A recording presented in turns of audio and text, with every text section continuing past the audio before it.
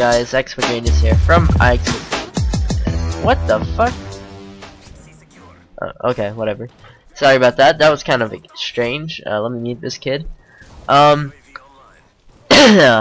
around through this door, and let's see. I think there's a guy through over these double doors, and I kill him. And then what? Oh, you want to use shotguns, do you? Okay, let's roll. All right, guys. So I picked this game to commentate over mainly because I'll tell you why. Now this game I don't get like a Moab or anything. I don't think I even go on mini streaks. I get specialists once or twice, I believe. But basically I'm just objective whoring, and I'm basically, you know, I'm not going for high KD in this game. I'm basically just trying to win, and I get top of the lobby by pretty far. I think I get like pretty much beat everybody out by almost 2,000 points. But nobody cares about points. Like nobody cares if you get a lot of points at the top of the lobby, it seems like, anymore these days. It pretty much seems, I believe I get 24 or 25 or 26 deaths or something in this game, which is a lot. That's a lot of deaths. But especially for a YouTube game. Normally people don't post games where they get 20 plus deaths. But this game I get 26, 25 or something like that. But I also almost get 60 kills, I believe, and I get almost 5,000 points. And that's basically because I'm in high traffic areas with a shotgun, and I'm capturing flags and defending them and shit. And it's a pretty close match, and I don't know. The reason why I wanted to do a commentary about this, though, I'll say that real quick because that's kind of important, I believe. I saw a few commentators that I follow on Twitter tweeting about how nobody cares about, everybody cares about KD and not how many points you get and stuff. And look at that triple feed. But yeah, and that's kind of true. Like, I personally, like, I don't even know what my KD is. I'm pretty sure it's around a 1.6, but I mean, I don't really care. I don't know what it is to be like exact. Like a lot of people are like, "Oh, dude, my KD went up 1 point that game." Like, what the fuck, dude? Are you like, do you have your KD like as your fave 5 contacts on your phone or something? Like, what the fuck? But yeah, I don't really care about my KD, and a lot of people do, man. Like, I'll say this: I get frustrated when I have a low KD, like a negative KD. Or like a less than a 1.5, I'd probably get frustrated in a match. But I don't get frustrated if I go like 40 and 30 and I have like 5,000 points and my team wins a close game or whatever, and it's pretty much not only because of me, but if I wasn't on the team, we wouldn't have won that game. You know what I mean? That kind of game.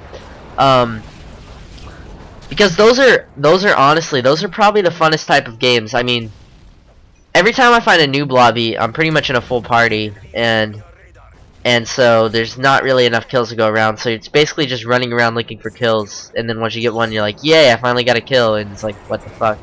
I mean, it can be fun when you like do good and stuff, but I mean, it's definitely not my favorite type of lobby to be in.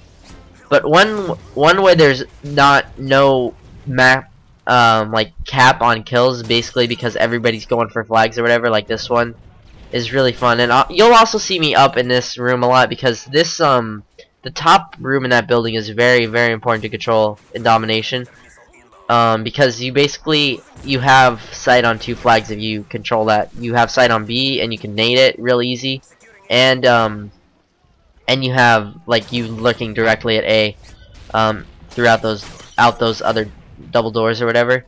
Plus, it's pretty close to C, and it's just a really important place to hold. And most of the time, the team that controls that area wins the match in domination.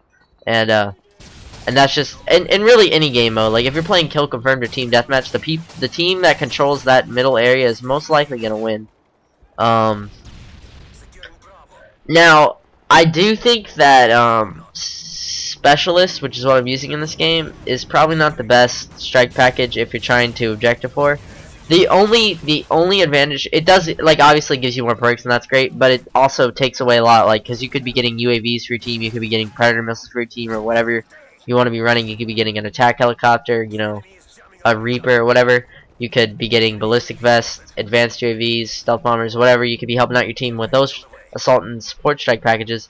But with specialists, you can keep going. That's the thing I like about specialists. You never, unless you get a Moab, you never have to stop and like wait to call something in. And that I don't even, oh, 1000, I just got a cool challenge there. But yeah, you never have to wait and call something in, and which means you can just keep going. You can keep, you don't have to like worry, because me personally, like, it doesn't matter what kill streak. If I get a kill streak, I'm like ready to call it in as it's showing it on my screen. Like, honestly, I'll call in predator missiles while I'm like shooting at 4 people, and it's like, wait, why did I just do that? Why didn't I just kill everybody and then call in the predator missile? Because then I could have a streak or whatever. But I do that sometimes, and you know, it's just cause whatever. But it kind of, and also like, if you're like, things like care packages, I think are bad for domination, because you're pretty much not helping out your team for like 20 seconds, and that's key. Like, every second in domination is key for map control, because a lot of people think domination is about capping flags. It's mostly about map control, because you can't capture the flags without map control. I mean, the only way you can capture them without map control is if you just like get like your whole team to just all jump on one flag, and it's like impossible to take them all out before they capture it, because they're capturing it so fast. So yeah, map control is really important in domination, which it is in every game mode, but it's especially important in domination in my opinion. I would say search and destroy is probably one where, besides on Dome, the map, where you are on the map, isn't too important. But I don't play search and destroy that much, so I wouldn't quote me on that. But yeah, like most game modes, it's all about map control. But I want to get back to the whole thing about KD. Like, honestly, I have a question for you guys.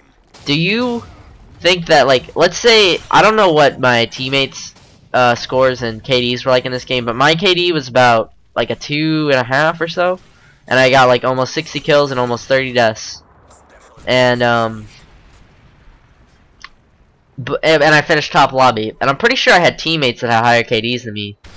But I had more points and more defense and more caps. I'm pretty sure, maybe not more defense and more caps, but I mean, I had significantly more points, and I'm pretty sure, you know, we can assume. But who knows? But anyways, yeah. So what do you guys think is more valuable? Because like in this game, if I wasn't going for flags and stuff, and like my team helped a lot, dude. I'm not saying that I couldn't have won this game without them. Like, this is an old game, by the way, so. But I just picked it out because this topic came to mind, you know, like, is KD really that important? It's definitely not important in there's not, here, I'll say this, there's not one match where KD determines the outcome. Think about it. Team deathmatch is about okay, KD ratio obviously is what I'm talking about when I say KD. Team deathmatch is about kill death spread, which a lot of people don't understand. If somebody goes 2-1, they only have a 1 KD spread. Somebody goes 15-14 is just as valuable as that person, if not more, because he got more kills. Whereas if somebody goes, you know, 28-20, they're +8, which is rare for a team deathmatch. But you know, let's just say 28-20. You know, that's +8, but that's a less KD than a 2. But that's a +8 spread. They did 8 times more for their team, and like, that's the way you should look at it in team deathmatch. And free for all is about kill death spread too, but that's different because it's not a team based game. I would say domination is, honestly, it's about points. Like, whoever gets the most points probably helped their team the most in that game. You know, that's not saying like I'll say this, I've been in plenty of domination matches where I got like 20 kills and like 30 deaths and I was top lobby, and we wouldn't have won that game if there wasn't the guy below me who had 40 kills and 5 deaths. You know what I mean? And that happens a lot. And you know, there's always a place for somebody who can get a lot of kills. You know, there will be in every game mode, because it's a first person shooter, you know. But you just gotta, I don't know, you just gotta stack rank them accordingly, in my opinion. But I hope you guys enjoyed this video, and I don't know, it's just sort of a topic that came to mind. But yeah, thanks for watching, and peace. By the way, guys, I forgot to mention this in the commentary, but thank you so much for getting me like 11 likes or something like that on my last video. That's awesome, because I don't ask for likes, and it's really cool when you guys get a lot of likes like that for a channel my size, because I don't know, it's just cool. So thank you so much for that, and yeah, guys, I'm out this time.